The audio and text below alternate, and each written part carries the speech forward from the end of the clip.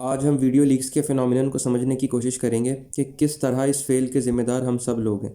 فرد کی ریپریسڈ خواہشات اس کا انکانشیس ہوتی ہیں، تمام افراد کی ریپریسڈ خواہشات کا سم ٹوٹل ہوا سوسائٹل انکانشیس۔ صرف اس ویڈیو کے لیے ہم یہ معنی اختیار کر رہے ہیں چونکہ ہمارے معاشرے میں نیچرل انسٹنکٹس کو ریپریس کیا جاتا ہے، اس سے سائیکی میں ایک سپلٹ پیدا ہوتا ہے، یعنی ایک لائٹ سائیڈ، اچھی سائیڈ جس کے ساتھ ہم آئیڈینٹیفائی کرتے ہیں، جو ہم خود کو اور دوسروں کو دکھاتے ہیں، جو ہمارا نقاب ہے، اور ایک ڈارک سائیڈ، وہ شیڈو جو ہمارے اندر ہے، جو ان خواہشات کا مرکب ہے جو ہم خود تک سے چھپاتے ہیں۔ اس کی مثال ایسی ہے کہ ایک پرندہ شکاری کو دیکھ کر اپنا منہ پھیر لے کہ شکاری چونکہ میری نظروں میں نہیں ہے لہٰذا وہ ہے ہی نہیں۔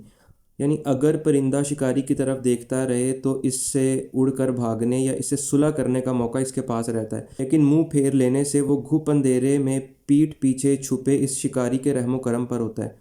ہمارا سوسائٹل انکانشیس ہمارا وہ شکاری ہے جس سے ہم نے رخ پھیرا ہوا ہے اور جس کے رحم و کرم پر ہم ہیں۔ اس کی مثال بریڈ پر لگے فنگس کے دھبے کی سی ہے۔ یہ دھبا صرف اس فنگس کی فروٹنگ باڈی ہے جس کی اصل جڑیں فنگس کے انویزیبل فائبرز نہ صرف اس سلائس میں بلکہ اس بریڈ کے پورے لوف میں ہیں اور اپنا زہر پھیلا رہے ہیں، لیکن وہ ظاہر ایک دھبے کی صورت میں ہوئے ہیں۔ ہر سوسائٹل گناہ وہ دھبا ہے جس کی جڑ ہر فرد ہے۔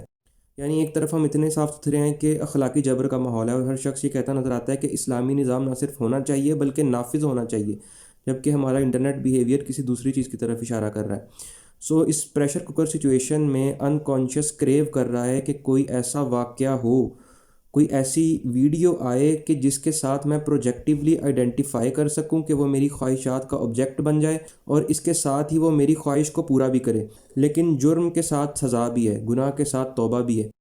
جب ایسا گناہ ہو جاتا ہے تو اس گناہ کی لذت کے ساتھ ساتھ ضمیر کی ملامت بھی گناہ گار ہی پر پروجیکٹ کی جاتی ہے۔ لہٰذا جو شخص ہماری اس خواہش کا مظہر اور وکٹم بنے، اس کو قتل کر کے یا سزا دے کر معاشرہ ضمیر کی ملامت سے نجات پاتا ہے۔ توبہ کا دروازہ اس طرح کھلتا ہے کہ بہت سے لوگوں کو مجرم کو لعنت ملامت کر کے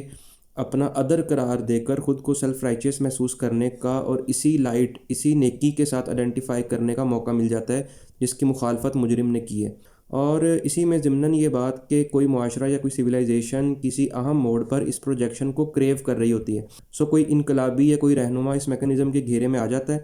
لوگ ہی اس کو قتل کرتے ہیں اور پھر اس پر گلٹ محسوس کر کے اس کو ہیرو بنا کر ورشپ شروع کر دیتے ہیں۔ جس ہیرو کے قتل ہونے پر اتنا دکھی ہوتے ہیں، اصل میں ہم انکانشیسلی چاہتے تھے کہ وہ قتل ہو۔ ہم کسی فیل کی تشہیر پر اس سے لطف اندوز ہو کر اس پر لامت ملامت کر رہے ہوتے ہیں، لیکن کہیں نہ کہیں ہم چاہتے ہیں کہ یہ ہو۔